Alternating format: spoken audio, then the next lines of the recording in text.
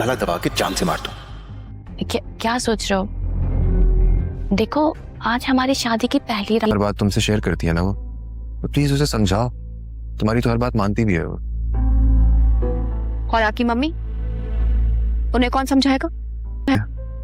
वैसे आप ये रिस्पॉन्सिबिलिटी अपनी दादी को क्यों नहीं दे देते? जुनैरा उनके काफी करीब भी है, उन्हें पसंद भी करती है, और मुझे यकीन है।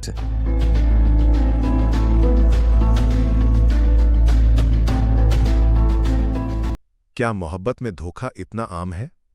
प्यार का रिश्ताया फिर सिर्फ जिस्मानी कशिश, और क्या पैसे से हर रिश्ते को खरीदा जा सकता है? इन सवालों के जवाब तलाशते हुए हम एक ऐसे सफर पर निकलते हैं जहां रिश्ते, धोखे और उम्मीदें एक दूसरे से उलझती हुई नजर आती हैं। कहानी की शुरुआत में एक महिला अपनी शादी के 3 साल बाद वासे के होने की बात करती है, लेकिन किसी आंटी के बयान से पता चलता है कि वासी तो शादी के साल भर बाद ही हो गए थे। ये विरोधाभास तुरंत शक पैदा करता है। मां न बन पाने का दुख और वासी के अफेयर का शक सब कुछ महिला को भ्रमित कर देता है। वो सीधे शब्दों में निकाह से इनकार करने की बात कहती है, धोखे का आरोप लगाती है।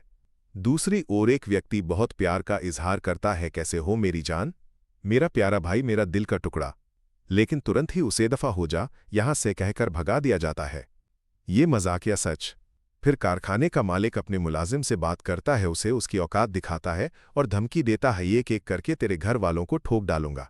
ये हिंसा और नियंत्रण का एक खतरनाक संकेत है।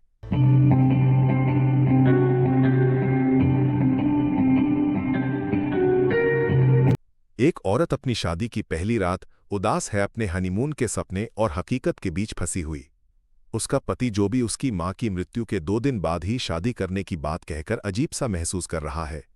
ये संवाद रिश्तों में उलझे भावनात्मक द्वंद्व को दर्शाता है, जहां खुशी और गम, उम्मीद और निराशा सब एक साथ मौजूद है। औरत की नाराजगी जायज है क्योंकि उसके पति ने कभी उसकी मां से सीधे बात तक नहीं की। वो पति को इंसानियत पर ताना मारती है। फिर एक और शादी का ड्रामा शुरू होता है जिसमें तलाकनामा सामने आता है। यह खुला और अदालत की ड्रामेबाजी से मुक्ति की बात करता है। यहां जोया का जिक्र आता है और यह स्पष्ट होता है कि यह व्यक्ति एक से ज्यादा महिलाओं से जुड़ा हुआ है। सुल्तान का जिक्र आता है जो खतरनाक है और जिससे दूर रहने की सलाह दी जाती है। ये व्यक्ति वासे के ऑफिस आया था और अब सुल्तान को पता चल गया है। ये एक नए खतरे का संकेत देता है। फिजा और तुम दोनों ही एक जैसे हो जैसे वाक्य रिश्ते की जटिलता को और बढ़ाते हैं। अकरम को पुलिस कस्टडी में मदद की बात सामने आती है, जहां एक दोस्त की मदद से केस खत्म हुआ था। अपनी खामोशी बाबा के पैसों से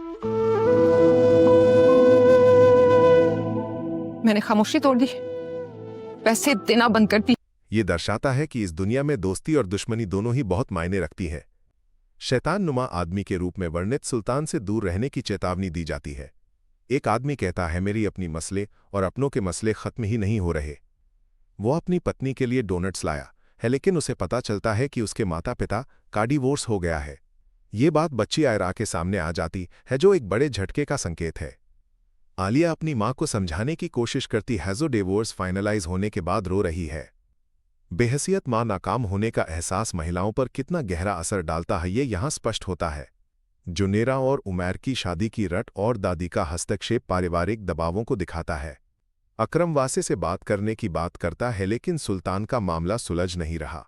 फिजा की शादी की जल्दबाजी भी एक चिंता का विषय है। वासी को आंटी अपने घर बुलाती है। फरिया वासिद से बेतहाशा प्यार करती है और उससे शादी करना चाहती है।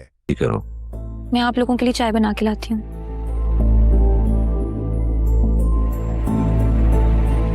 आंटी वासिद को फरिया से शादी करने या उसकी जिंदगी से दूर चले जाने की पेशकश करती हैं, कीमत चुकाने को भी तैयार है। वासिद अपनी पत्नी से मोहब्बत का दावा करता है, लेकिन आंटी का मानना है कि उसके दिल का एक हिस्सा फरिया के साथ रहना चाहता है।